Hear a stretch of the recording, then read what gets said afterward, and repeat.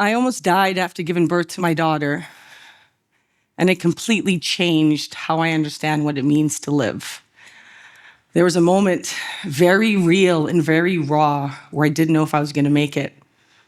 And I said, God, if you give me one more chance, I promise to make it matter. I didn't promise perfection. I didn't promise success. I promised myself presence. I promised myself purpose. Because when you're faced with death, one thing becomes very clear. Being alive is not the same as choosing to live. Most of us believe purpose is something you arrive at, a summit, a title, an Olympic medal, a moment where you feel like you're finally arrived. I've stood on that podium. And what surprised me most is when the lights die down and the noise becomes quiet, how quickly that feeling passes. Because when you're wired for success and excellence, you always think there's another summit, and that summit, that's when I'll feel like I arrive. But then you get there, and that silence is still there with the hard question. If this didn't complete me, what will? I've stood on that podium, and for a long time, I thought leadership would be the answer, that stepping into decision-making, into influence would change things. But the truth is, leadership doesn't help with that silence. It actually sometimes amplifies it. Because leadership can be lonely when you stop living for approval, when you choose alignment over applause, when you choose truth over comfort. The circle around you gets smaller. I knew all about smaller circles from an earlier age, long before I was in a leadership position and long before I had language on alignment. You see, I grew up between two worlds. I moved to Canada from the Caribbean, from a small island called Dominica. It was joy, awe-inspiring beauty, beaches, dancing, community, pure, positive energy. And if you think I have energy now, you should have seen me back then. Speaking of feeling seen, I was seen. I belonged. I had a deep community. Everybody talked like me. Most people looked like me. Everybody knew my name. I didn't have to prove that I belonged. I just did. And then at age 8, my family immigrated to Canada. And overnight, just like that, I disappeared. No one looked like me. No one sounded like me. No one knew my name. Between the ages of 8 and 11, I lost my identity. And when you know what it's like to feel unseen, you spend the rest of your life making sure no one else feels that way. Everything changed the day I kicked the soccer ball. Let me tell you, they called my name. They passed me the ball. Somebody gave me a high five. I didn't find my purpose on that day. I found me and I found direction. And in Canada, direction matters because whether you're from the Atlantic coast to the Pacific Ocean, there's one constant, our true north. Our true north doesn't move. It doesn't negotiate. It doesn't care who's watching. Because when you're trying to navigate long distances, you don't stare at the destination. You orient yourself to the compass. That's what purpose really is. Not a finish line, an internal alignment. My true north became very simple. No one should ever feel invisible. And that belief shaped everything that I built and continue to build today. Because the truth is, purpose is not a destination. It's a direction, a daily commitment. Purpose requires course correction constantly. You drift, you overgive, you exhaust yourself chasing approval, and you exhaust yourself trying to be everything for everyone. And then you realize that correction can be uncomfortable because it often means letting go of who you thought you were supposed to be and realigning with who you were actually put on this earth to be. When you stop trying to arrive, when you give yourself permission to course correct, failure becomes feedback and dreaming big again becomes possible. You then realize that purpose isn't an idea, it's a practice. I want to share with you a story that had a profound impact on my life, one that realigned me with my sense of purpose. Let me tell you about a young girl named Michaela. Michaela lived in Conception Bay South. a small remote peninsula in Newfoundland, Canada. I met her once. She was barely 13 years old. She was shy, quiet, observant. She was me. At the time, I had no idea she was sick. We only spent a few moments together, but she stayed with me. Sometime later, I would get an email from her mother, and that's when I would find out that Michaela had a brain tumor. I was shaken. I'd only met her once. So I did what I knew how to do at the time. I was goalkeeper for Canada. So I had my gloves. I put her name on my gloves.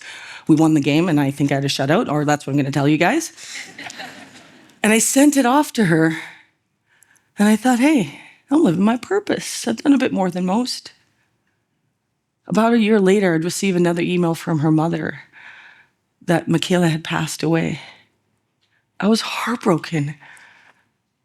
So I remember being on a long business trip, and I called my husband. I said, hey, honey, I have an idea. And trust me, when he gets that phone call, he's like, oh boy, here we go again. But as usual, he said, go.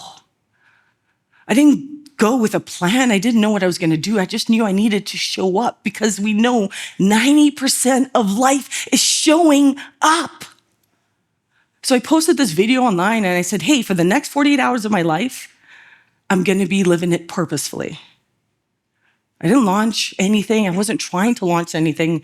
I wasn't trying to have people follow me. I was just simply naming my intention. And in doing that, I never thought about time that way and how 48 hours actually should be intentional. So I got on a plane, and I flew all the way to Conception Bay South, 7,000 kilometers, first time back, first time since Michaela had passed. Remember, I'd only met her once, yet I hopped on a plane to do this for her. How many times have you met somebody one time not knowing that that brief encounter could quietly alter the course of your life? That was Michaela for me. This time I wasn't going to meet her. I was going to meet her mother. I didn't go with a plan. I went to show up. I went to be present. I went to be of service. While I was there, her mom was like, okay, let's do a couple things. So we went to her school, and they put all the kids, in the gymnasium, nothing rehearsed, nothing formal. I spoke to them for a little bit, and as I was walking out, the kids came up to me and were taking selfies. And all of a sudden, they started handing me notes, one by one. Each kid was actually sharing with me what their version of 48 hours of purposeful living would look like. One kid said, I'm going to stand up to my bully. Another said, I'm going to spend time with my grandmother because I think she's lonely. Then one hit me, and he hit me kind of hard. He was like, hey, don't you know we all saw your video, and we've been doing it with you. Standing there to hit me. When I'd pressed record on that video, I had no idea what it could become. All I had done was choose to live deliberately for 48 hours. And somehow that choice created space for others to do the same. Michaela may not have survived, but she changed me because she helped me remember something that we often forget. Purpose isn't measured in titles or years or outcomes. It's measured in presence. Purpose asks for more. It asks how we show up in moments that are inconvenient, in rooms where there's nothing to gain, in whether we see each other, in whether we choose to care when no one's watching. The truth is, showing up for Michaela, I had no idea at the time, would prepare me for a hard truth that I would later have to face in my life. You see, after giving birth to my daughter, I experienced heart failure. It was the first week of the pandemic. And almost dying shortly after childbirth forced me to confront a hard truth. That when you go through the hardest moments of your life, when you fight to get to the other side, it's not easy. It's painful. It strips you down. But then it aligns you. It refines you. It reveals you towards your new purpose. I had to learn that I was very good at fighting for others, for teams, for organizations, for athletes. But I actually hadn't learned how to fight for myself. I had to ask myself some hard questions like, have I truly lived? Lived a life where I'm alive and don't need to hit snooze in the morning to get through the day. Have I loved? Loving with no expectations back and nothing in return, just loving. But you want to know the one that got me? But had I mattered? Had I actually mattered in this world where people felt seen because I was present? Purpose isn't always about what lights you up. It's about aligning how you live your life and how you matter, and choosing to make sure that how you matter aligns to you and the journey that you've been given. That clarity definitely didn't come easy for me, but it led me to alignment. Today, I'm honored to be at the epicenter of women's sports, working across 2 professional teams, helping shape environments, standards, and futures that I didn't even know existed when I was growing up. I've learned that what matters isn't the titles or the roles I've taken. What matters is why I chose them. I didn't get here by chasing opportunity. I got here by choosing alignment again and again. And over time, I realized something.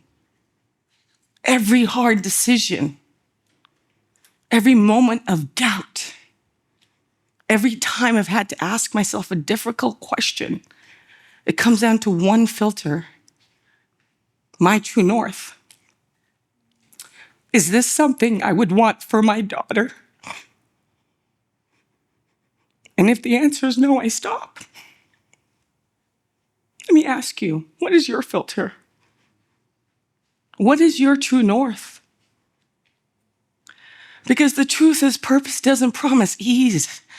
It promises you direction. And standing where I am today, seeing doors open that I once felt were locked, I'm reminded of this: that purpose isn't about being at the center of everything. It's about being clear in what matters to you when choices are hard and applauses are uncertain. Purpose isn't discovered in a single moment. It's revealed through intentional alignment over time. Purpose isn't something you find. It's something you practice. This brings me to an idea I want to leave with you today. It's simple and I think powerful. Commit to 48 hours of purpose. Live the next 48 hours of your life purposefully. Start with 2 days, 48 hours. For the next 48 hours of your life, live it intentionally. Ask yourself, am I oriented towards my true north? Am I out of alignment? What needs correction? Am I showing up for myself, or am I performing for approval? See how that feels.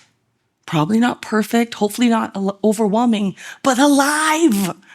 Start with a few things, like today I'll be fully present in a conversation. Today I will tell the truth when it's easier to perform. Today I will let go of my magnetic north and step into my true north. Just 48 hours. See what shifts. And then I got a crazy idea. Try 4 days. What about 8? Keep it going. I challenge you to commit to 48 days a year. Okay, I see your faces. All right. But I'm no mathematician here, but 48 days, if you actually zoom out, is only 13% of a year. 13% of a year. We don't need perfection. We just need direction. Truth is, you don't arrive at your purpose once. It can change over time. What matters most is that every day you choose your direction. You can correct, you can realign. Let's commit to small gains. Let's stop chasing perfection and start chasing our own true north. Imagine if everything that's going in the world today, imagine if we did this collectively. Because when you choose to be alive, and I don't not just mean breathing, but truly alive, you don't just live better. You live on purpose. You live on purpose. Thank you.